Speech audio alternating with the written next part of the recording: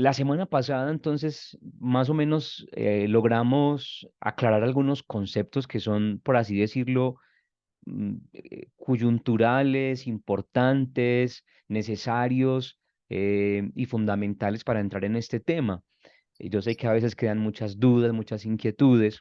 Si tienen alguna duda, pues al final pueden hacerla aquí para que podamos responderla. Voy a tratar de trabajar el tema solamente hasta las 8:30, 8:40, para que queden unos 20 minutos, una media hora de preguntas. El que quiera de pronto expresar alguna pregunta o inquietud o también comentario o aporte, porque también yo sé que ustedes tienen mucho que aportarle a este tema. La semana pasada entonces habíamos dejado algunos presupuestos antropológicos, algunos presupuestos teológicos del tema de la sanación interior, que yo sé que a veces suena muy raro, o, perdón, de la sanación espiritual, que a veces suena un poquito raro, ¿cierto? Porque no es un tema que tengamos muy, del que se hable mucho en la iglesia o que sea muy común, pero yo pienso que es muy importante. Entonces dejamos algunos presupuestos teológicos, que justamente son los presupuestos de los que hablan los padres de la iglesia cuando ellos explican estos temas, dicen que lo primero es saber que el hombre es una creación que Dios quiso que fuera sana desde el principio. O sea, que Dios desde el principio pensó al hombre como una criatura sana, viviendo en un paraíso, es decir, en un lugar donde tenía todas las posibilidades de ser, incluso de llegar a ser como dioses, ¿sí? Es decir, de tener una dignidad tal que pudiera gobernar sobre todo lo que existe. Ese fue el sueño de Dios, pero que justamente la desobediencia, el pecado, la naturaleza caída del ser humano que lo aparta de Dios, el darle la espalda a Dios, es lo que enferma esa capacidad de ser feliz del ser humano. Entonces este tema a la larga, mis hermanos, tiene mucho que ver con la felicidad nuestra, con el ¿por qué no soy feliz? ¿Por qué no soy feliz? ¿Por qué no puedo ser feliz? ¿Por qué me cuesta tanto recibir a Dios, aceptar a Dios? ¿Por qué me cuesta tanto las cosas de Dios? O sea, hay personas a las que nos cuesta o nos ha costado mucho en algún momento de nuestra vida aceptar las cosas que vienen de Dios. ¿Por qué? ¿Por qué pasa eso? Pues qué bueno que podamos abordar el tema de las enfermedades espirituales, porque parece ser que nuestra infelicidad, nuestra la frustración que tenemos como personas en la vida tiene mucho que ver con esas enfermedades. Pero además de eso, decíamos la semana pasada que Dios tiene un plan para el ser humano y ese plan consiste en la recapitulación. Es decir, que Dios quiere que el hombre sea una nueva criatura. Eso significa la recapitulación, que es un concepto más bien teológico. ¿Qué significa eso? Que Dios quiere recapitular al ser humano. Que aunque el ser humano en su ser interior tenga unas facultades que están dañadas, que están quebradas y que le impiden acercarse a Dios, Dios mismo quiere hacer en el hombre un proceso que se llama cambio de corazón, cambio de corazón. Por eso en el Antiguo Testamento Ezequiel dice constantemente, Dios lo que quiere hacer con su pueblo es sencillamente una operación, una cirugía que consiste en el cambio de corazón. Dios les va a cambiar el corazón, les va a dar un nuevo corazón para que busquen a Dios, para que amen a Dios, para que esos caminos equivocados que todos tenemos en la vida comiencen a tomar su curso original, pero no desde una ley exterior, sino desde desde una ley interior que sale del corazón. Esa es la belleza de la nueva alianza. La nueva alianza consiste en que Dios quiere que el ser humano lo conozca desde dentro, lo conozca desde dentro.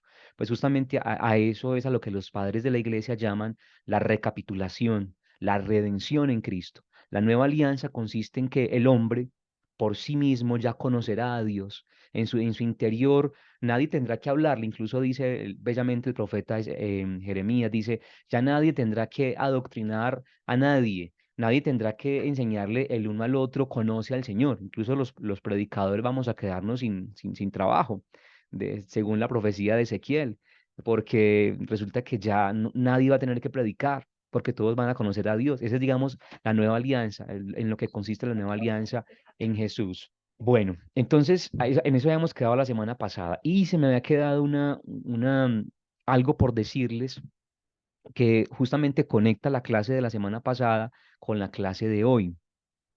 Hablando de la sanidad primordial, Basilio de Cesarea dice lo siguiente, que me parece que es una cita muy bonita. Basilio de Cesarea dice, nosotros poseemos la imagen, decir, a ver, trato de poner en contexto un poco esto. Dice la palabra, el Génesis dice, Dios creó al hombre a su imagen y semejanza. Es decir, que la sanidad, el ser sano que creó Dios, fue un ser que Dios creó a su imagen y a su semejanza. Su imagen y semejanza. Entonces San Basilio dice, nosotros poseemos la una, es decir, poseemos la imagen por la creación, adquirimos la semejanza por la voluntad. Entonces, hay una diferencia entre la imagen y la semejanza. Cuando dice el texto que Dios creó al hombre a su imagen y semejanza, habría que decir primero qué es cada una de las dos cosas. Entonces, San Basilio dice, Basilio de Cesarea dice, mm, a ver, la imagen es que Dios creó al ser humano parecido a él. Es decir, tenemos una imagen, nos parecemos a él. Haga de cuenta que que usted es la misma pinta de Dios, sí, la misma imagen de Dios, mm, que en nosotros hay algo divino, que en nosotros hay una capacidad, una facultad que nos lanza a ser como Dios, a ser capaces de Dios. Entonces tenemos una imagen que es la imagen de Dios. El hombre puede ser parecido a Dios, puede parecerse a Dios. Entonces, por la imagen nos viene de la creación. Dios nos crea con su imagen. Pero, dice Basilio, que adquirimos la semejanza. Es decir, que en nuestro parecido a Dios, en nuestra manera de ser, en nuestra manera de comportarnos, la vamos adquiriendo por la voluntad. Y continúa diciendo, la imagen, eh, estructura, nos es dada por haber nacido a imagen de Dios. En cambio, por la voluntad se forma en nosotros el ser semejantes a Él. Es decir, nosotros podemos querer o no querer ser como Dios. Lo que revela la voluntad, nuestra naturaleza, lo posee en potencia. Es decir, nuestro deseo de buscar a Dios, nuestro deseo de encontrarnos con Dios, está revelando justamente esa voluntad que Dios puso en nosotros para buscarlo y ser capaces de ser como Él. Entonces termina diciendo, no es por nuestro propio poder como podríamos adquirir la semejanza con Dios, sino que Dios nos ha creado capaces de ser semejantes a Él.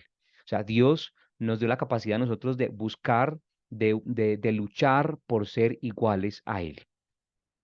Ahora, el tema justamente de este día de hoy, de esta semana, es cómo es que se enferma el espíritu, cómo es que esa voluntad la voluntad de llegar a ser como Dios se incapacita, o sea, no logra conectarse con el querer de Dios. ¿Qué es lo que sucede? Entonces, los padres de la iglesia nos hablan de tres tipos de enfermedades espirituales. Hay tres tipos de enfermedades espirituales. O más bien, el espíritu se enferma desde tres facultades que tiene el espíritu. Y entonces dicen que los padres de la iglesia dicen que el conocimiento se enferma, que nuestra capacidad de desear se enferma y que nuestra capacidad de actuar se enferma.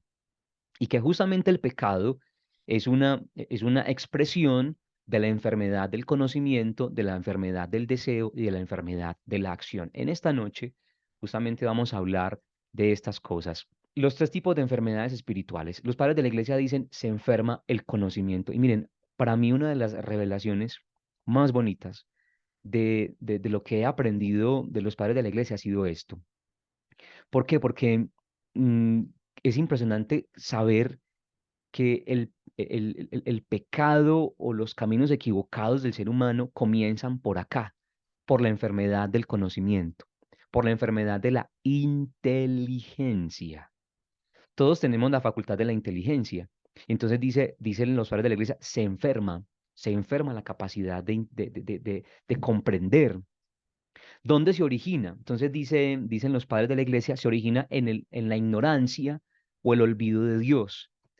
Dicen que el hombre fue creado para contemplar y comprender las las razones profundas de las cosas. Pero después del pecado, el hombre ya no conoce las razones profundas de las cosas. Esto es muy interesante. O sea, el hombre fue creado para que sea capaz de conocer la profundidad de las cosas, pero esa capacidad está enferma. Miren, cuando las personas buscan ayuda, cuando las personas entran en una crisis, justamente hoy estaba conversando con una señora que me decía, Andrés, tengo muchos problemas, tengo muchas situaciones, muchas realidades, y la verdad es que sí tenía muchos problemas, pues con una hija, con el esposo, estaba enferma, pues tenía muchas dificultades. Pero ella, de esas dificultades, estaba haciendo un drama tremendo y yo la sentía como una persona sumamente como llena de cansancio, de dolor y una agonía impresionante en su corazón. Me decía, estoy cansadísima, me siento como pesada, me siento realmente destruida por esto que estoy viviendo. Y yo decía, wow, son realidades que realmente podemos vivir muchos o que podrían vivir muchas personas y porque a esta persona la destruye tanto como el conjunto de todos los problemas que tiene. Todos tenemos problemas con los hijos, con la familia, con la enfermedad, con la pareja, todos tenemos. Yo decía, pero ¿por qué a ella la está destruyendo? Y yo decía, claro, hay una enfermedad del conocimiento ahí porque justamente ella no está comprendiendo la realidad o la razón profunda de lo que está viviendo. Me explico. Cuando una persona tiene el conocimiento sano, la facultad del conocimiento sano, es capaz de hacer el siguiente ejercicio. ¿Por qué está pasando esto en mi vida? ¿Qué me está queriendo decir Dios con esta situación? Esto que estoy viviendo, ¿por qué lo estoy viviendo? ¿Cuáles son las razones? ¿Cuáles son los motivos que me han llevado a vivir estas situaciones? ¿Será que yo he cometido muchos errores? ¿Será que yo tengo que cambiar mi manera de pensar, mi manera de comportarme? ¿Será que yo tengo qué es lo que tengo que hacer? O sea, la facultad del conocimiento nos lleva a que seamos capaces de encontrar el sentido original de las cosas. Y esto no solamente en el sentido total de la vida, es decir, no es que la persona simplemente pues tenga la capacidad de encontrar el sentido de su vida, lo que por ahí dicen encontrar el para qué de la existencia o el para qué de cada situación incluso difícil, sino que el conocimiento sano, según enseñan los padres de la iglesia, es que yo soy capaz de encontrarle el mensaje, la razón profunda a cada cosa que me rodea, a mi esposa, a mis hijos, a mi trabajo, a la naturaleza, a todo lo que me rodea. O sea, para los padres de la iglesia, tener un conocimiento sano es tener una capacidad impresionante de encontrarle el sabor a todo lo que nos rodea, la razón profunda de todo lo que existe. Y miren que justamente el libro del Génesis nos dice que Dios crea un paraíso y en ese paraíso pone árboles agradables a la vista, pone árboles de toda clase, árboles sabrosos, y dice que pone un árbol en la mitad, que es el árbol del conocimiento del bien y del mal. Y a mí me ha llamado mucho la atención siempre que dice el texto que cuando la mujer vio el fruto del árbol prohibido, dijo que era agradable a la vista, bueno, apetitoso, sabroso, cuando ya nos había dicho el Génesis que todo lo que creó Dios tenía las mismas características.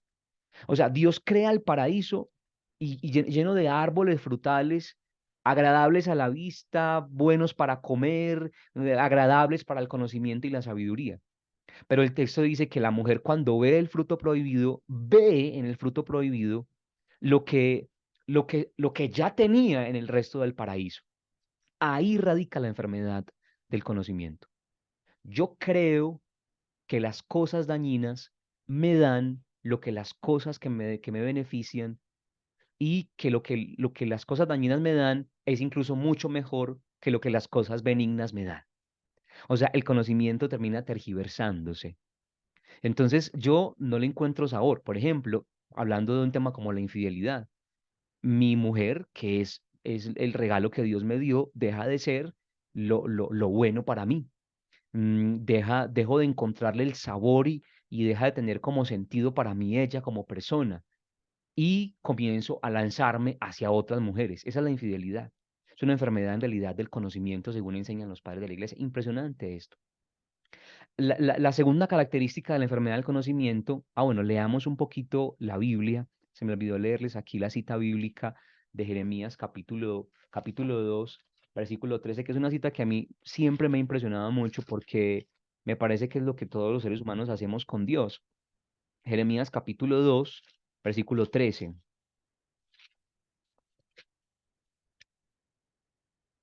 Dice, doble mal ha hecho mi pueblo. A mí me dejaron manantial de aguas vivas para hacerse cisternas agrietadas que el agua no retiene. La enfermedad del conocimiento justamente es eso que expresa Jeremías ahí. Está hablando del pueblo. Mi pueblo no discierne. O sea, me han dejado a mí, que soy fuente de agua viva, por lanzarse, por irse detrás de unas cisternas agrietadas que el agua no retienen. En eso justamente consiste la enfermedad del conocimiento. El hombre deja de utilizar la facultad de conocimiento para que fue creada por Dios, para que lo conozcamos a Él, para que profundicemos en Él, para que conozcamos sus verdades, la verdad que está en Él, y nos lanzamos a conocer otras cosas.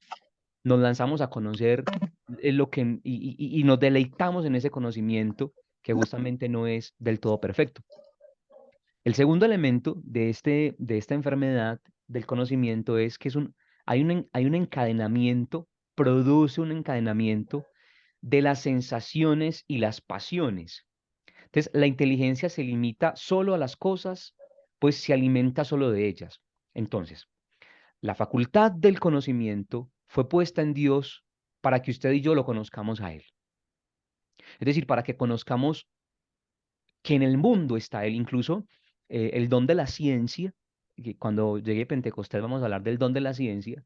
El don de la ciencia, ¿qué es? Es una capacidad especial que nos regala el Espíritu para ver a Dios en todas las cosas, para ver que Dios actúa en todo lo que existe, para ver que en mi familia, para ver que en todas mis cosas, para ver que en todo lo que estamos, en todo lo que vivimos y hacemos, está Dios manifestándose.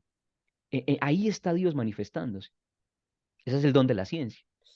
Entonces, ¿qué es lo que pasa? Que si la facultad del conocimiento se cae, es decir, se aleja del proyecto original, ¿qué sucede? Que queda encadenada a las cositas, a lo que tenemos presente. Entonces, nosotros, nuestro conocimiento, ¿en qué lo invertimos? Nuestra capacidad de conocimiento, ¿en qué la invertimos? En otras palabras, usted cuánto sabe y usted de qué sabe. ¿Usted cuánto sabe y usted de qué sabe? Miren, los chicos, los jóvenes que cuando entran a la universidad comienzan, bueno, en la casa se les enseñó toda la vida que hay que ir a la Eucaristía, que hay que respetar a Dios, que hay que orar, que Dios es importante en la vida, pero cuando entran a la universidad comienzan los profesores a enseñarles otro tipo de conocimientos y el conocimiento tiene una capacidad impresionante de absorber como la conciencia del ser humano, de absorber el tiempo de las personas. Entonces, los conocimientos científicos y los conocimientos académicos lo absorben a uno. Claro, yo también he tenido la experiencia de que he tenido momentos en mi vida en los que me absorbe el conocimiento. Incluso una vez comenzando a estudiar filosofía, bueno, estaba como por la mitad de mis estudios y un momento en el que yo entré en un tiempo de mucha oscuridad espiritual, porque me puse a leer puros filósofos y por esa época estábamos leyendo los filósofos de la sospecha y estábamos estudiando las escuelas de la sospecha, la escuela de la modernidad, estábamos estudiando a Kant, a Feuerbach, a Nietzsche, y entonces yo decía, wow, este conocimiento es muy, o sea, es impresionante, es muy lógico, es muy racional, es importante, interesante, y uno se va dejando absorber por eso. Entonces, los padres de la iglesia lo que dicen es que el conocimiento se enferma porque se queda en las cosas y se alimenta solo de las cosas y no se alimenta de Dios. Entonces hay como una especie de feedback. Yo me alimento de las cosas y lo que leo de las cosas es lo único que me sirve. Es lo único que yo poseo del mundo. Mi única imagen del mundo viene del mundo exterior. y no hay un conocimiento superior que me permita como enlazarme a Dios, a lo trascendente. Por eso a veces la ciencia humana se queda tan corta para responder las preguntas de sentido real del ser humano. Cuando uno escucha hablar a algunos psicólogos e incluso algunos filósofos, ellos llegan a un punto en que dicen, pues eso ya no tiene respuesta, o sea, eso ya llega el momento en que no es realmente importante, en que no hay una respuesta racional para eso. ¿Por qué? Porque son respuestas que solamente puede dar la fe o que puede dar la experiencia de Dios. Entonces aquí está, digamos, una breve descripción de esta enfermedad. Consiste en el reemplazo del conocimiento auténtico de la realidad que proporciona el espíritu por una multitud de conocimientos en función de la multiplicidad de apariencias que le ofrecen las cosas. O sea, el conocimiento que fue creado para Dios se queda en las cosas, se queda en las cosas. Entonces uno comienza a saber de muchas cosas y suele pasar, incluso yo conozco muchos predicadores y muchos evangelizadores, incluso muchos sacerdotes que saben de muchas cosas.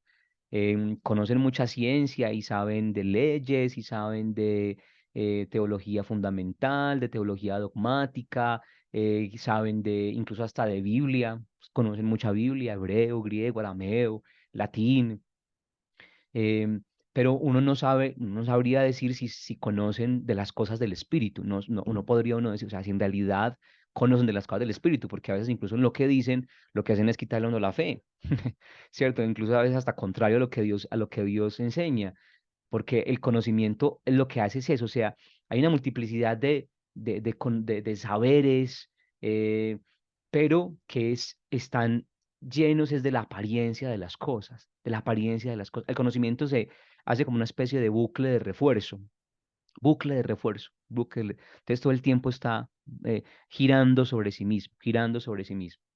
Entonces, el reemplazo del conocimiento auténtico de la realidad que proporciona el espíritu. El hombre, según la visión de los padres de la iglesia, en el paraíso tenía una capacidad de ver las cosas como Dios las ve. Ese es el don de la ciencia. El don de ciencia que da el Espíritu Santo es la capacidad de ver las cosas como Dios las ve, ¿cierto? Entonces yo ya no veo simplemente una casa, sino que veo un hogar. Yo no simplemente veo a una persona, sino que veo a mi esposo, a alguien que significa para mí. No simplemente veo un plato de comida, sino que veo la providencia de Dios detrás de ese plato de comida. Miren, los santos tenían esa capacidad de ver la realidad real de las cosas. ¿Por qué el hombre vive tan triste? Justamente porque tiene muchas cosas, tiene muchas comodidades y posibilidades, pero en esas cosas no logra ver a Dios. Usted tiene un techo, tiene comida, tiene familia, tiene amigos, tiene hermanos, tiene vestido, tiene inteligencia, tiene salud, pero uno en esas cosas no logra conocer a Dios. Entonces, el conocimiento está enfermo, porque uno cree que las cosas están ahí porque están, ¿sí? E incluso uno las estudia y uno las analiza, y uno cree conocer a su pareja, cree conocer su casa, cree conocer sus cosas, pero no alcanza a ver que detrás de esas cosas está, por ejemplo, la providencia de Dios.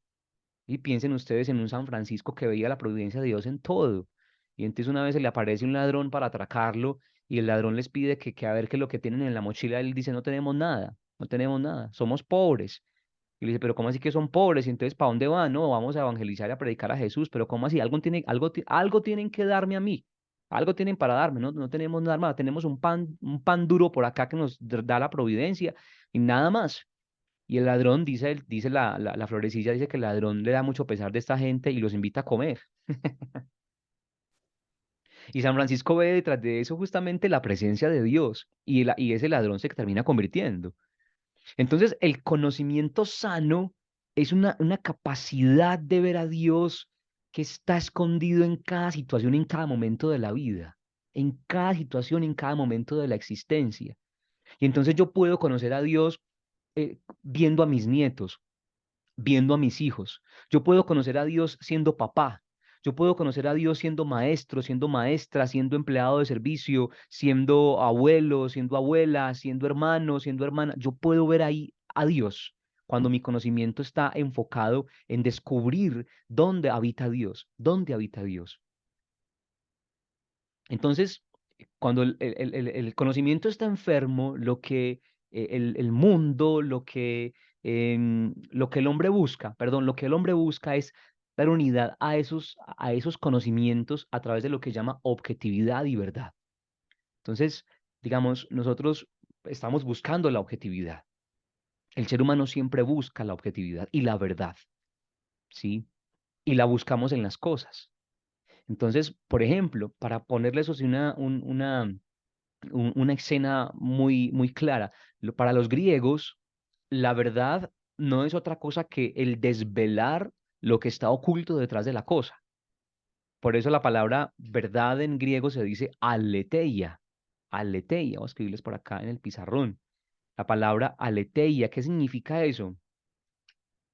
Significa desvelar, correr el velo, aletheia en griego, aletheia. Es quitar el velo. ¿Por qué? Porque para los griegos la verdad consiste en que este computador, mi Biblia, este micrófono con el que estoy hablando, la camisa, son una apariencia. O sea, la cosa es esta, pero yo tengo que descubrir lo que hay detrás de la cosa. Entonces, por ejemplo, entonces tengo que descubrir que aquí lo que hay son átomos, que hay unas partículas, que hay color, que hay unas fibras y de qué están hechas las fibras. Entonces, la verdad científica, la verdad se descubre es cuando yo logro quitarle el velo, el ropaje de apariencia supuesta a las cosas. Pero eso es un conocimiento que se queda justamente pues ahí, en la base, en la cosa misma, en la cosa misma. Entonces, el hombre científico ve en esta camisa unas fibras, unos átomos, unos colores, una materia, pero el hombre que conoce a Dios ve en esta camisa un don de la providencia para vestir el cuerpo. Entonces, el conocimiento de las cosas, el conocimiento sano, lo que permite es que el hombre encuentre a Dios entonces en todas las cosas. ¿Cuál es la sintomatología de un conocimiento que está enfermo, de una facultad de conocimiento que está enfermo? Miren eso tan interesante. Lo primero es que los pensamientos están cautivos. Y miren, una de las batallas del ser humano y del cristiano, una de las batallas del ser humano y del cristiano es justamente la cautividad de los pensamientos. El pensamiento está cautivo. Hay una batalla, una guerra en el pensamiento. ¿Y en qué consiste esa cautividad? Miren, en las ideologías y las formas de pensar erráticas. Hay una película que yo siempre que hablo de esto recomiendo. Esa película se llama El Origen. Hay muchas películas con ese mismo esquema y esa misma temática. Esa película habla de un grupo de personas que son capaces de modificar la manera de pensar de los otros. Y la película está enfocada justamente en cómo cambiar la manera de pensar de alguien. Y porque saben que cambiando la manera de pensar, esa persona cambia su manera de comportarse, sus decisiones, sus acciones, obviamente van a cambiar alimentadas por esa manera de pensar. Entonces lo que hacen es que viajan en los sueños de esas personas y les inyectan una idea, les inculcan, les inoculan una idea. Y a través de esa idea la persona cambia su manera de comportarse. Se suicida, deja de construir proyecto, deja de amar, cambia de vida. Y es impresionante porque así funcionan las ideologías. El conocimiento humano se enferma con una ideología y una ideología sumamente poderosa. Tiene un poder impresionante. La ideología es capaz de cambiar a una persona, de cambiar a una persona muy creyente. Usted conoce a una persona creyente que ese hombre o esa mujer rezan todos los días y se acerca a una ideología y esa ideología lo hace cambiar su manera de vestirse, su manera de comportarse, su manera de actuar. Insisto con el ejemplo de los chicos que entran a la universidad. La universidad, sobre todo las universidades públicas, son un ámbito de lo universal, o sea, ahí está, ahí hay de todo. Y entonces ahí hay un montón de ideologías. Ahí hay feminismo, ahí hay machismo, ahí hay animalismo, o sea, hay filosofías, estilos de vida, gente que viene de todas partes, hay otro tipo de creencias, hinduismo, budismo, exoterismo, o sea, hay de todo. Entonces, a estos jóvenes, ¿qué es lo que primero que les dicen? Vamos a enseñarles una ideología nueva a través de un mensaje de una cátedra, por ejemplo. Hay cátedras de universidad, incluso de escuela, que son cátedras llenas de ideología. Bueno, en realidad todo tiene una idea, todo defiende una idea, pero las ideologías están en todo. Y el alma, perdón, el espíritu se enferma con ideologías. ¿Por qué? Porque el conocimiento, que es una facultad del espíritu, se enferma a través de una ideología.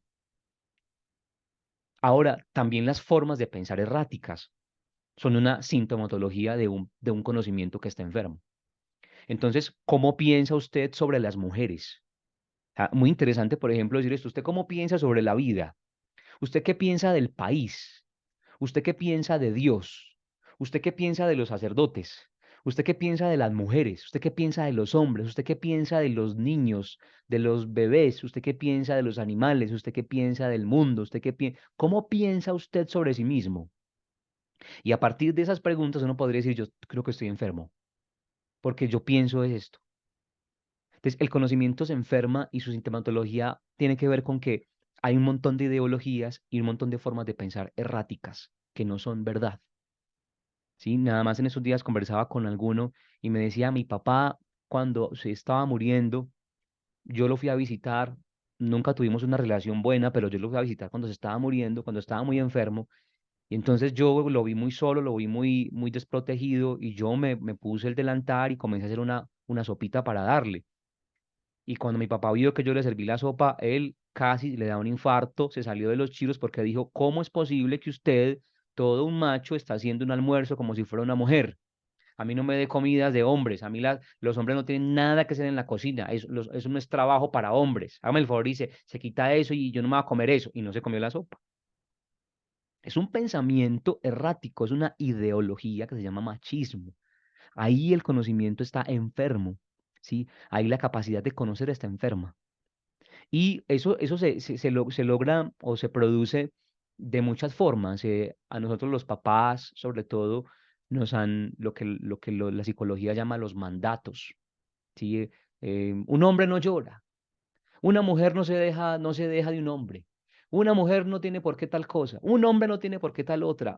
O sea, esas cosas van enfermando el conocimiento, van enfermando el conocimiento. Segundo síntoma de esto, hay una separación del espíritu y del corazón. El espíritu y el corazón. La inteligencia no se proyecta en Dios para luego enriquecerse, sino que se dispersa en el mundo exterior. Entonces, hay una separación entre el espíritu y el corazón. El espíritu es lo que me conecta con Dios, el corazón hablamos justamente como del mundo, mi centro, mi yo. Entonces, la facultad del conocimiento está para que el hombre se proyecte en Dios, conozca a Dios, ame a Dios, y conocer a Dios no es simplemente que usted rece mucho, sino que usted profundice en la vida, en el significado de la vida, de la verdad, del amor, de la belleza, de la paz, de la armonía, del sentido mismo de la vida, del sentido mismo del hombre en el mundo. Pero el hombre enfermo lo que hace es que se proyectan las cosas en el mundo exterior y se dispersa. Entonces, el síntoma de la enfermedad del conocimiento es la dispersión. Y aquí, pues, tenemos un ejemplo tremendo que es el Internet, que es la Internet, que son los medios de comunicación, que son los entretenimientos que nosotros tenemos a la mano todo el tiempo. Tenemos el celular a toda hora en nuestra mano con un montón de aplicaciones que permiten que nos dispersemos. Entonces el espíritu se separa del corazón, es decir, no hay un ejercicio constante de conocimiento para enriquecer al hombre, sino que lo que hago es distraer el conocimiento. La enfermedad, un síntoma de enfermedad del conocimiento tiene que ver con que mi mente está constantemente buscando la dispersión. El estar disperso, el estar entretenido en las redes, incluso con los amigos, entretenerme.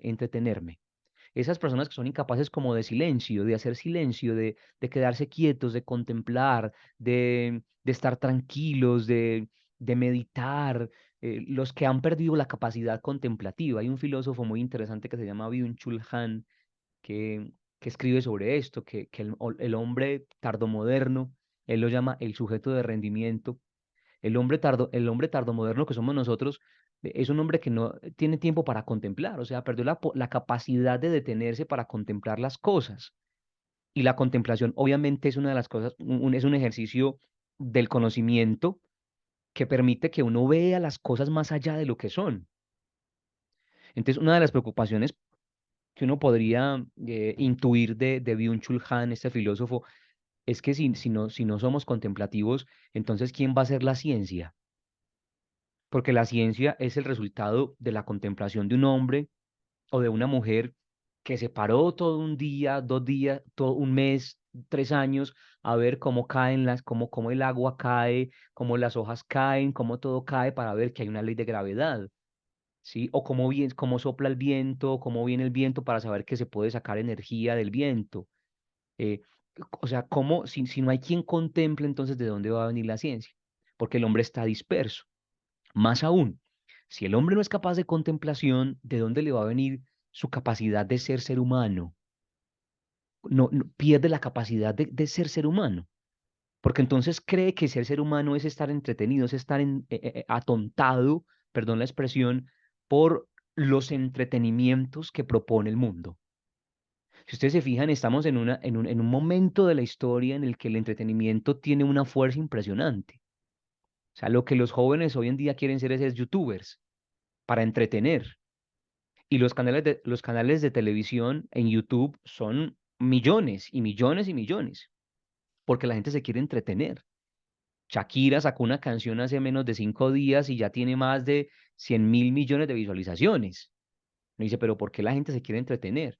Facebook, no sé cuántos usuarios tenga. Instagram, no sé cuántos usuarios tenga. ¿Por qué la gente quiere entretenerse? Es una enfermedad del conocimiento. El hombre que quiere dispersarse.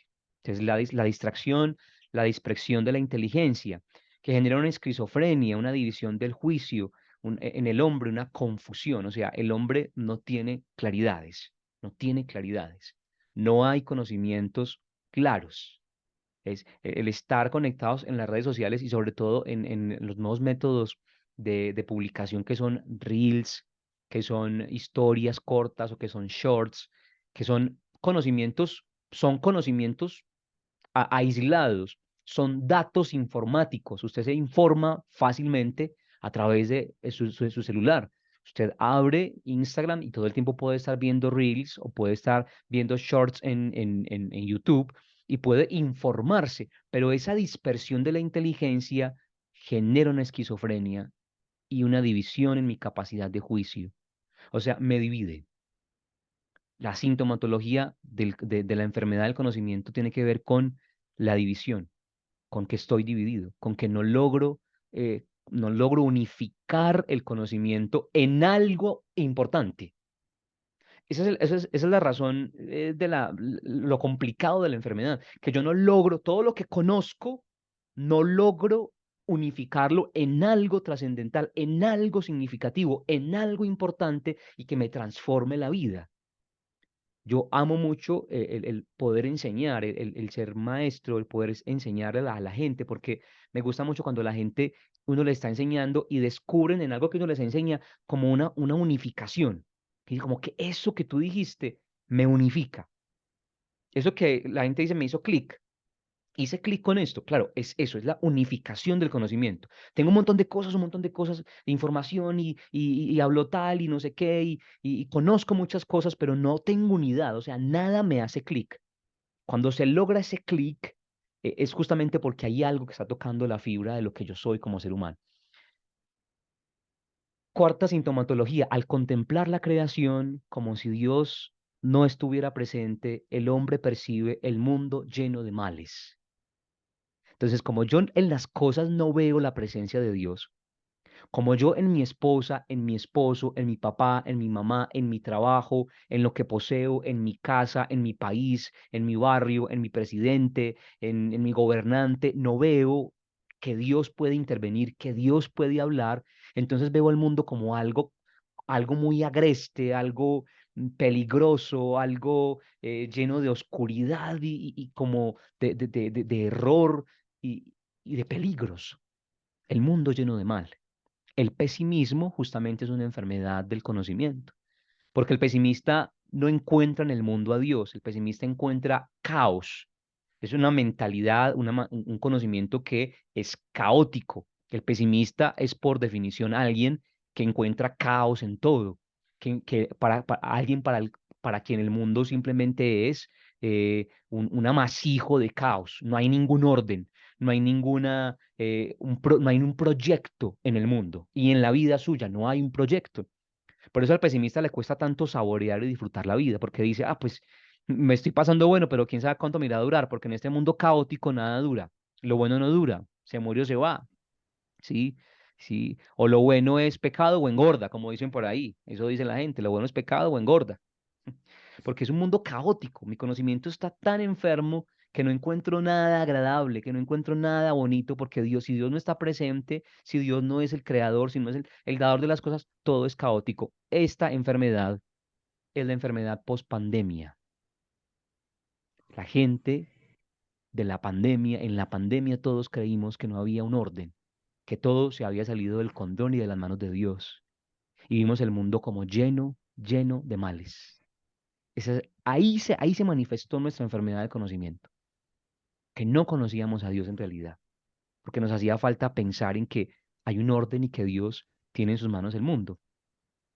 Y última sintomatología, dicen los padres de la iglesia, por considerar que solo existen las cosas, convierten a los seres en lo absoluto. O sea, solamente existe el agua, adoremos el agua. Solamente existe el sol, adoremos al sol. Solamente existe el dinero, adoremos el dinero. Solamente es posible el placer, adoremos el placer. Solamente es importante el tener, adoremos el tener. Eso se llama idolatría. La enfermedad del conocimiento conduce, perdón, a la idolatría.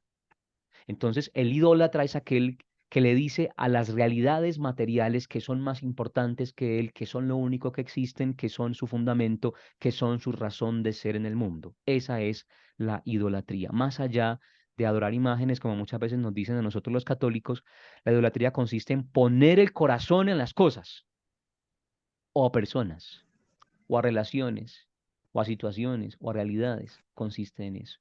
El ser humano que está enfermo en el conocimiento termina diciéndole las cosas, tú eres lo único que existe, eres lo único que hay, no hay nada más, no hay nada más.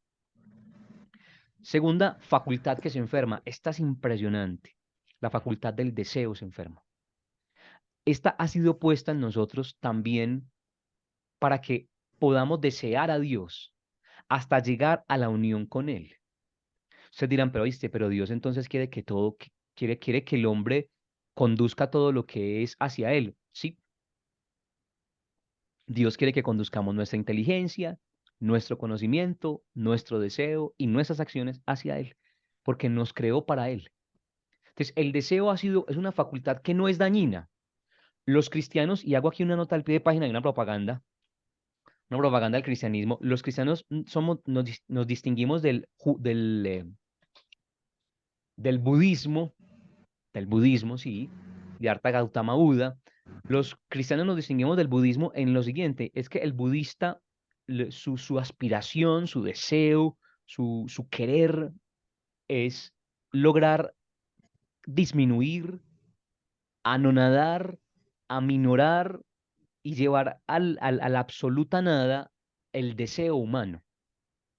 Buda se dio cuenta que el ser humano sufre. Y ahorita vamos a ver que justamente la enfermedad del deseo lo que genera es sufrimiento en el hombre. Ese es un descubrimiento que hizo Buda. Buda dijo, pero ¿por qué el hombre se mantiene tan mal? ¿Por qué el hombre está tan equivocado? Ah, porque el hombre desea demasiadas cosas. El hombre desea placer, tener poder. Entonces, ¿qué hacer si el deseo humano es lo que nos hace daño? Siddhartha Gautama Buda dijo, pues entonces hay que aminorarlo, hay que hacerlo desaparecer, desvanecer el deseo. Ese es justamente el camino de la iluminación, el camino de, ¿cómo es que lo llaman ellos? Del nirvana.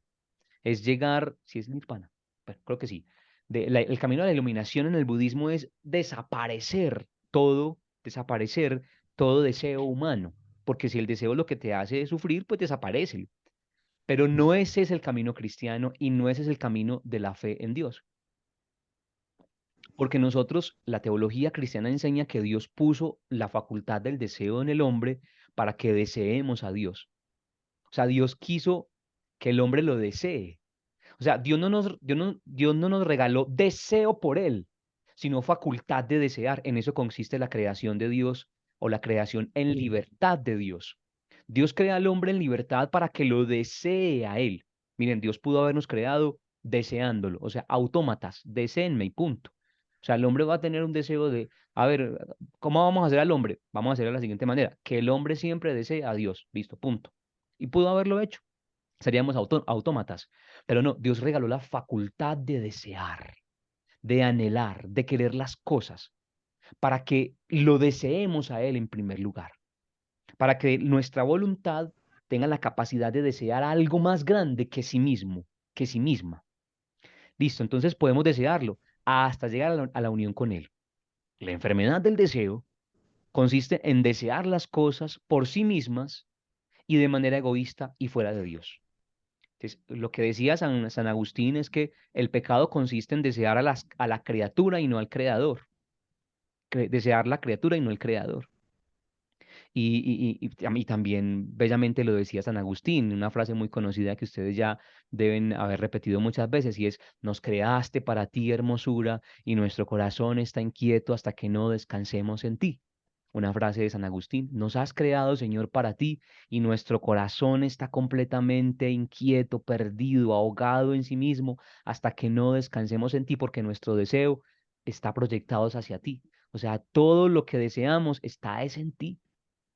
Decía Nicolás Cavasilas, el ojo ha sido creado para la luz, el oído para el sonido, todo para su fin y el deseo del alma para lanzarse hacia Cristo. Miren qué frase tan bonita, una frase para que pongan en el muro de Facebook o en la historia de WhatsApp ahorita mismo.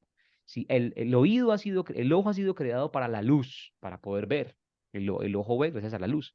El oído para el sonido, para escuchar, todo para su fin, y el deseo del alma para lanzarse hacia Cristo.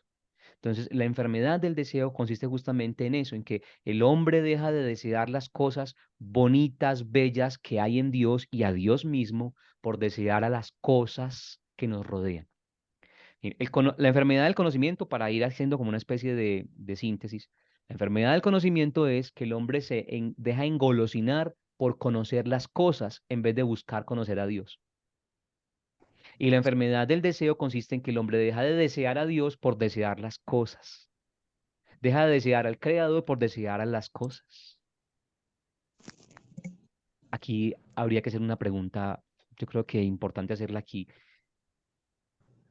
Su conocimiento, ¿hacia dónde está? O sea, su deseo de conocer, ¿hacia dónde se dirige? ¿A usted qué le gustaría conocer?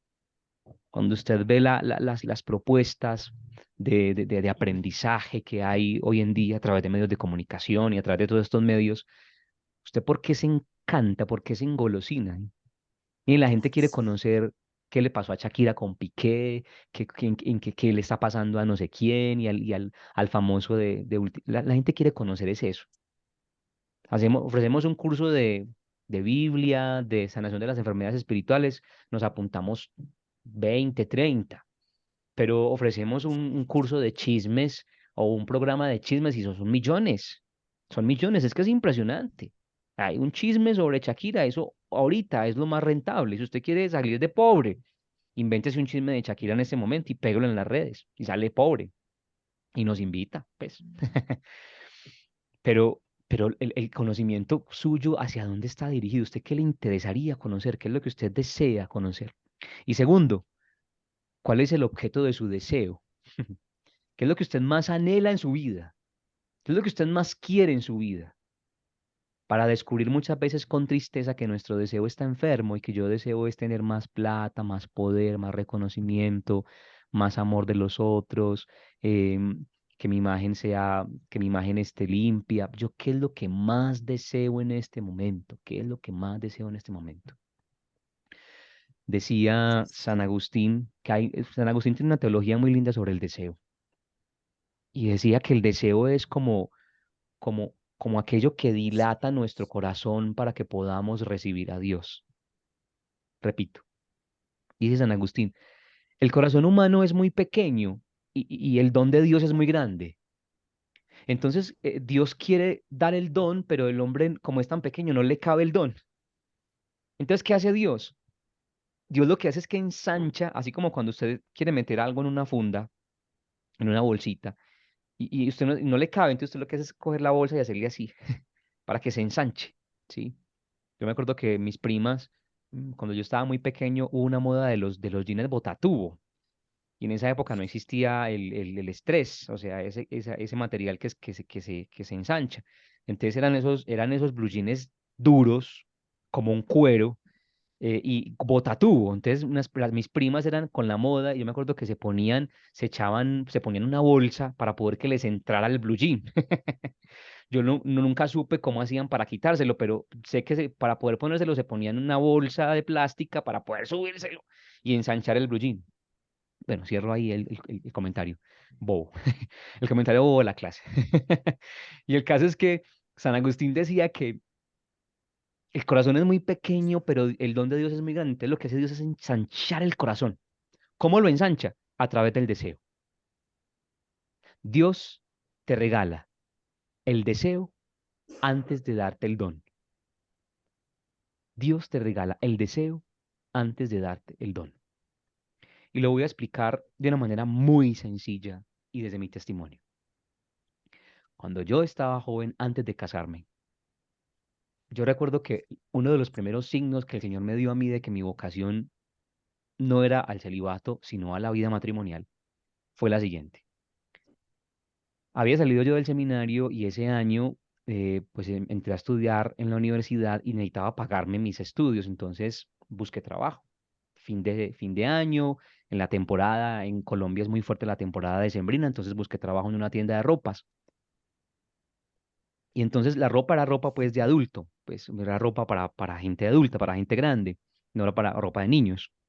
Pero hubo un día en que sorprendió mucho porque la tienda no era para ropa de niños, sino para ropa de adultos. Y un día cualquiera llegó a la tienda una caja llena de ropa de niño, de ropa de niño. Y entonces a mí la jefa me dijo, Andrés, llegó un pedido, ayúdame a sacarlo, que hay que ubicarlo. No sé qué mandaron, pero ayúdame. Cuando yo destapé las cajas, eran un montón de camiseticas así de cuadritos de niño. Y yo me acuerdo que yo saqué una camisetica y yo dije, ay, no, pero ¿qué es esta hermosura? ¿Qué es esta cosa tan linda? Y mira, no. Y yo me imaginaba como, no, qué rico. Ahí dije yo, qué rico un hijo para comprarle esta camisa. Y ahí comencé yo a darme cuenta que quería ser papá. Por esas fechas, mi hermanito, pues no nos había dicho que tenía un hijo por ahí perdido, embolatado. Mi hermanito es un loquito, entonces tiene un hijo por ahí perdido. Tenía un hijo perdido y nos dijo, yo tengo un hijo, tiene un añito, se los quiero presentar. Cuando mi hermanito me presentó a su hijo, yo me enamoré inmediatamente de ese niño. Y justamente una de las cosas que más nos unió a Rosita y a mí fue ese niño, porque yo era tierno con ese niño, yo era como el papá de ese niño, yo lo cargaba, yo lo llevaba, yo lo bañaba, yo lo vestía, yo para todas partes con él, yo pensaba en él. Entonces mi esposa, así incluso hace poquito me dijo, una de las cosas que a mí me enamoró de ti fue eso, como esa ternura con los niños. Yo decía, wow, siempre deseé tener un hijo. Y yo siempre digo que la gente tiene los hijos, la gente dice, no, es que mi hijo fue un accidente, yo no lo estaba pensando, yo no lo estaba esperando, pero uno siempre primero desea tener los hijos. Yo siento que la gente primero desea tener a los hijos. Incluso a mí me pasa mucho cuando voy por la calle con los niños, a veces que vengo con ellos del jardín, voy con los dos o con Matías de la mano y pasan los noviecitos. Entonces a veces pasan noviecitos así todos secos y lo miran y como si nada y siguen en su camino y para nada, no vieron nada. Pero a veces pasan noviecitos así y se quedan así mirando con ternura a mi niño y yo digo, ay hermanos, ustedes dos si no se cuidan mañana terminan embarazados. O sea, porque están deseando. Dios nos hace desear, permite que deseemos lo que nos quiere regalar. Y así como con este ejemplo, con un montón de cosas. Dios me regaló a mí el deseo de ser predicador, me dio la gracia de serlo, me dio el deseo de tal cosa. Dios va concediendo el deseo santo del corazón, porque a la larga es un deseo que el mismo Dios pone en nosotros. Dios pone en mí el deseo para que lo busquemos a Él. ¿Cuál es la sintomatología de esta enfermedad? Y termino con esto para que podamos responder las preguntas si las tienen o los comentarios.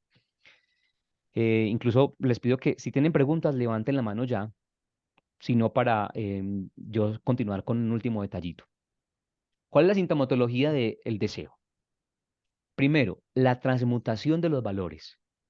Los deseos y apetitos desordenados se ponen por encima de lo bueno, lo verdadero y lo bello. Entonces, el hombre comienza a desear las cosas y su deseo se convierte en su piedra de toque.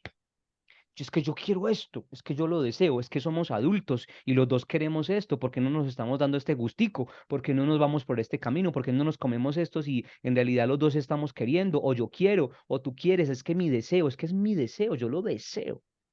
Entonces, la gente y el hombre actual, que entre otras cosas es bastante hedonista, eh, quiere, quiere cumplir todos sus deseos, saciar todos los deseos.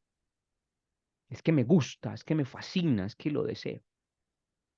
Se convierte el deseo humano, tus gustos, tu ganas de saciar tu apetito en tu valor principal.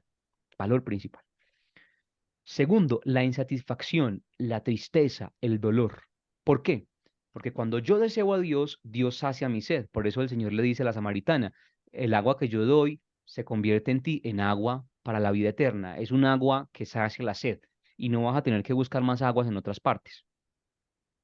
Pero el agua del mundo siempre da más sed. Entonces, cuando yo sacio mi deseo, a ver, el deseo genera dolor, porque yo quiero algo. Supongamos, yo quiero un carro. Yo deseo un carro porque es que yo no puedo andar a pie y me está dando mucho dolor en los pies y entonces el bus no me gusta, el troleo no me gusta, el metro no me gusta, entonces voy y quiero un carro, quiero el deseo del carro. Pero yo siento un dolor porque no puedo conseguir el carro. Entonces trabajo, lucho, me trasnocho, hago negocios truecos para poder conseguir el carro, consigo más plata, etcétera, etcétera. Y consigo el carro y el carro cuando lo tengo me doy cuenta que el carro necesita gasolina, necesita repuesto, necesita taller, necesita tecnomecánica, necesito pagar un montón de cosas y el carro como que no sació en sí mi deseo. Entonces, ¿qué hago? O sea, el deseo genera siempre insatisfacción. Saciar el deseo de las cosas siempre genera insatisfacción en el ser humano. Y el ser humano siempre es un ser insatisfecho, insatisfecho. ¿Por qué? Porque deseamos las cosas y no deseamos a Dios. La palabra, la certeza del santo de San Francisco de Asís, por ejemplo, es la siguiente. Deseo poco y lo poco que deseo, lo deseo poco. Deseo poco y lo poco que deseo, lo deseo poco. Entonces, cuando eso, eso refiriéndose a las cosas, el de las cosas deseo mucho, muy pocas cosas y las pocas cosas que deseo, con muy poca fuerza las deseo.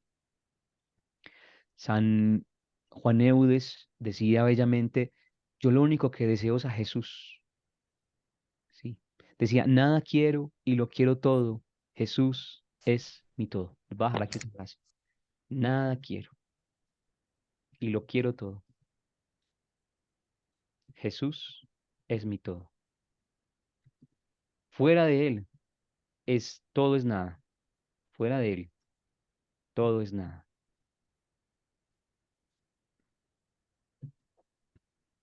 Quítenme todo, decía San Juan Eudes, pero denme ese solo bien, y todo lo tendré, aunque no tenga nada. San Juan Eudes. O sea, cuando los padres de la iglesia hablan del deseo que se desacomoda, se refieren a alguien que perdió de su foco a Dios y desea las cosas. Y eso genera insatisfacción, tristeza y dolor. Miren, va a poner un ejercicio para esta semana. Sencillo. Cuando usted se sienta triste o sienta dolor, triste o dolor esta semana, piense qué le genera dolor y qué le genera tristeza. ¿Estás careciendo de algo? ¿Te hace falta algo? ¿Deseas algo? ¿Qué es ese algo? Yo tengo tristeza porque no tengo. Yo tengo tristeza porque me dijiste algo que me hizo daño, pero entonces, ¿qué es lo que quieres? ¿Qué es lo que deseas que te diga la gente? La tristeza se origina en esto, en el deseo desacomodado. Como no lo tengo, me siento insatisfecho. Y segundo, la inteligencia se pone al servicio del deseo. Entonces la gente es pensando cómo va a saciar su deseo. Entonces, no solamente está cautivo el deseo, sino que se cautiva también la inteligencia. O sea, ahora toda tu capacidad de aprendizaje, de conocimiento, de razonamiento, de inteligencia, de proyección, de proyecto en la vida, se va a enfocar hacia cumplir tus deseos. Por eso, la sociedad en la que nosotros vivimos es una sociedad que quiere constantemente saciar su deseo. Yo quiero saciar mi deseo de cosas, de saciar mis apetitos, mi deseo de cosas.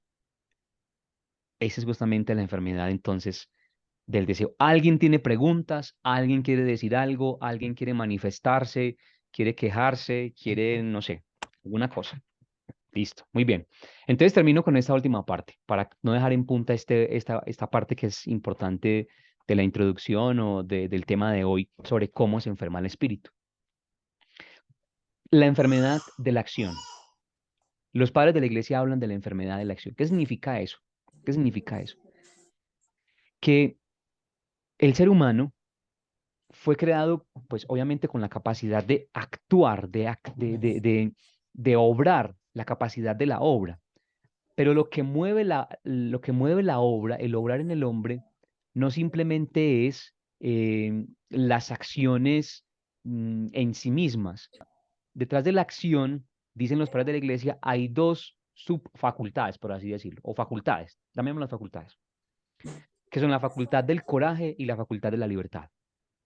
Y miren eso tan interesante. Dios le dio al hombre la facultad de sentir coraje, es decir, rabia, es decir, una fogosidad, un fuego interior. ¿Sí? O sea, el coraje en realidad es una facultad que Dios pone en el hombre. Interesante esto, interesante esto.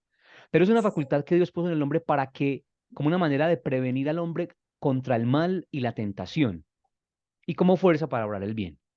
O sea, Dios le regaló a usted, Andrés, a usted, Juan, a usted, Carlos, la posibilidad de sentir coraje para que usted se defienda ante la tentación. Fue lo que hizo Jesús. Jesús dice, no tentarás al Señor tu Dios. Eso es coraje.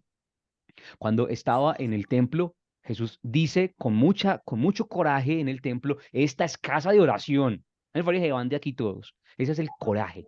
El coraje es una facultad que Dios pone en nosotros. Pero ¿qué es lo que pasa?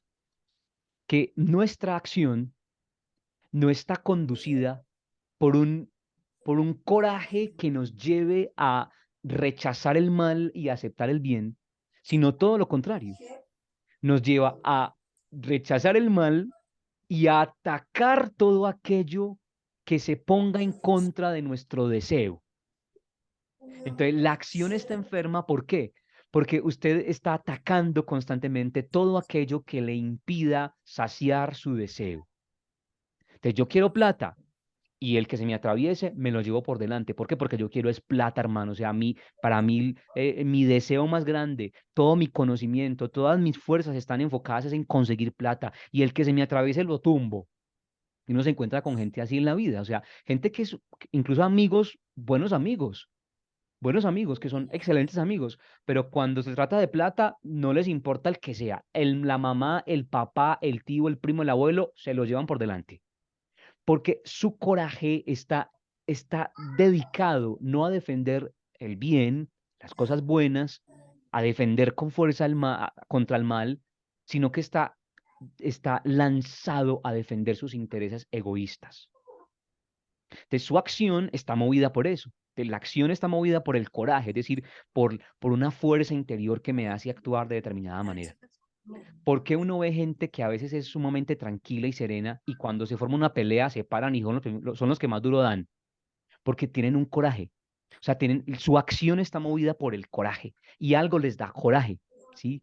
Algo les da la fuerza, como lo decimos ahí en la expresión griega, parresía, la fuerza interior, el poder interior.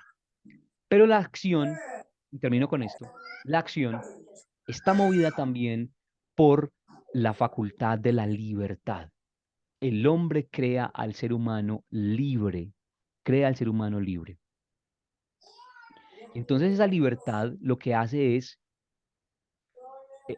lo que hace esa libertad es que nos fue creada para que podamos tomar decisiones en la vida. Decisiones acertadas, decisiones que nos lleven a Dios, decisiones que nos hagan ser felices. Y Dios crea al hombre libre, capaz de tomar decisiones, capaz de autodeterminarse.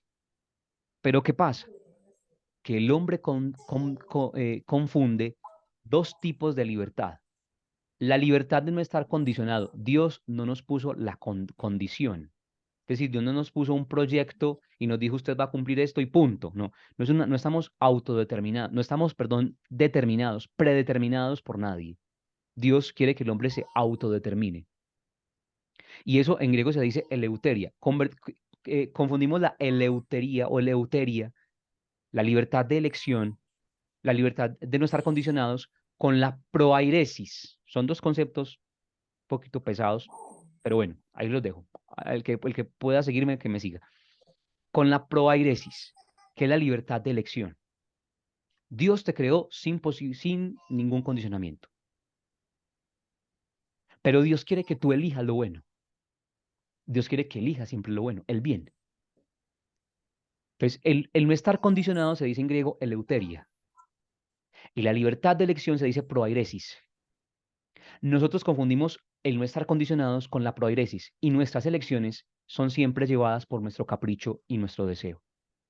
Lo que hace es que se condiciona y se trocan los valores y nuestra vida termina fraguada, termina mal, porque las elecciones que tenemos no están llevadas por el deseo de Dios, el conocimiento de Dios, sino que las acciones que nosotros tomamos están llevadas por nuestras mismas elecciones. Así se enferma la acción está enferma, ¿por qué? Porque yo le doy, elijo siempre para saciar mi deseo, para saciar lo que yo quiero, y mi deseo es simplemente saciarme con las cosas. El ejercicio de la libertad es lo que Dios desea de nosotros, pero en ese ejercicio de libertad Dios quiere que lo escojamos a Él, que elijamos ser como Él. Por aquí hay una pregunta y decía, Lourdes dice, ¿en qué momento el deseo se convierte en obsesión? Justamente es eso. El deseo humano está pensado para que nosotros busquemos la bondad, la belleza, el equilibrio. Pero el deseo humano caído, es decir, enfermo, se obsesiona al punto de que quiero la cosa, quiero las cosas. Entonces, ese es el resultado, esa es la obsesión. Obsesionarse es un deseo extralimitado, ¿sí? No, es un deseo que ya está exacerbado y se convierte incluso en una enfermedad mental. La obsesión es una enfermedad mental, incluso espiritual también, ¿sí? Es alguien que está obsesionado por algo, es un enfermo mental. Se obsesiona por una persona, se obsesiona por un trabajo, se obsesiona por un oficio, está enfermo mental. Entonces, el deseo exacerbado es una obsesión, es una obsesión. ¿Quién más está por aquí? Muy bien. Obsesión, enfermedad mental. Así es, Lourdes. Entonces, una obsesión es una enfermedad mental. Es obsesivo por algo. Es una obsesión. De hecho, hay los trastornos obsesivos compulsivos.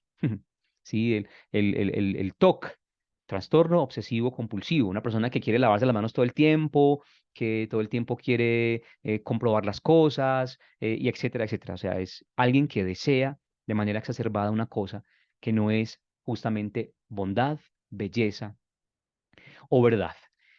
Ahí tienen ustedes entonces, digamos, cómo comienza a enfermarse el espíritu. Voy a terminar simplemente diciéndoles una cosa para la próxima semana. En la próxima semana vamos a entrar a hablar de las enfermedades en sí y de lo que los padres llaman enfermedad espiritual.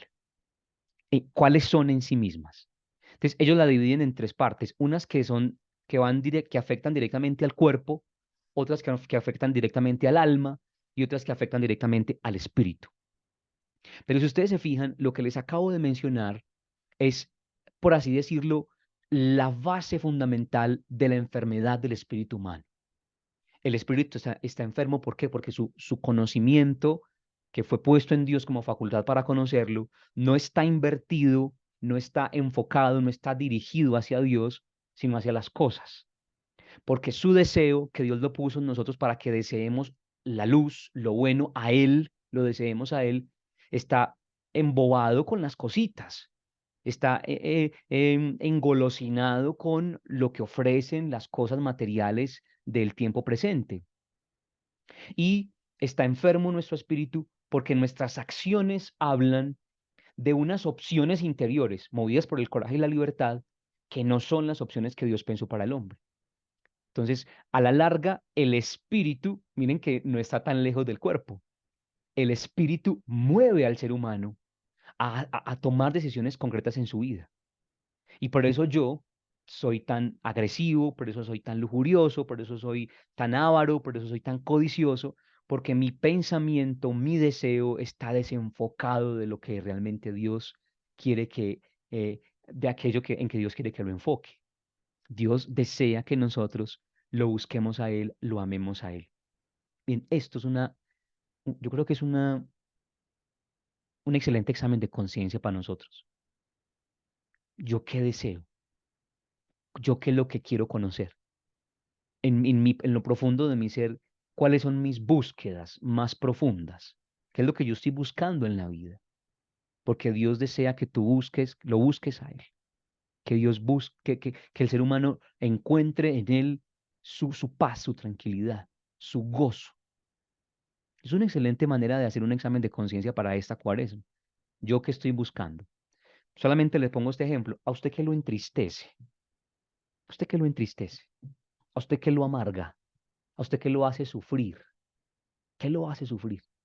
Y miren, yo sé que hay cosas, hay sufrimientos que son sumamente válidos y tristezas que son sumamente válidas, pero hay tristezas que están movidas, hay sufrimientos que están movidos por un deseo erróneo, por una, como decían ahorita por ahí, una obsesión, algo se les volvió obsesivo y esa es una enfermedad del deseo. Por eso ahí la oración sería, Señor, purifica mi deseo. Señor, dame la gracia de que yo te desee a ti como lo más importante, como lo mejor, como el lote de mi heredad. Bellamente ese salmo. El Señor es el lote de mi heredad y mi copa. Mi suerte está en su mano. Tengo siempre presente al Señor. Bendeciré al Señor que me aconseja. El Señor es el lote de mi heredad. No tengo más herencia, no tengo más búsqueda que el Señor, porque Él es el lote de mi heredad. Tú, Señor, eres nuestra herencia, eres nuestro gozo, eres lo que buscamos. San Juan Bosco decía, lo buscas, pero no donde lo buscas. Señor, te estamos buscando. Nuestro corazón está inquieto hasta que no descanse en ti. Todas mis luchas, todos mis sufrimientos, en definitiva, tienen respuestas en ti, porque mi corazón fue creado para desearte a ti. Yo te deseo a ti. En mis problemas con mi pareja, con mis hijos, yo estoy buscando es a ti, te estoy buscando a ti, porque quiero que tú me des la paz, porque quiero que tú seas el centro.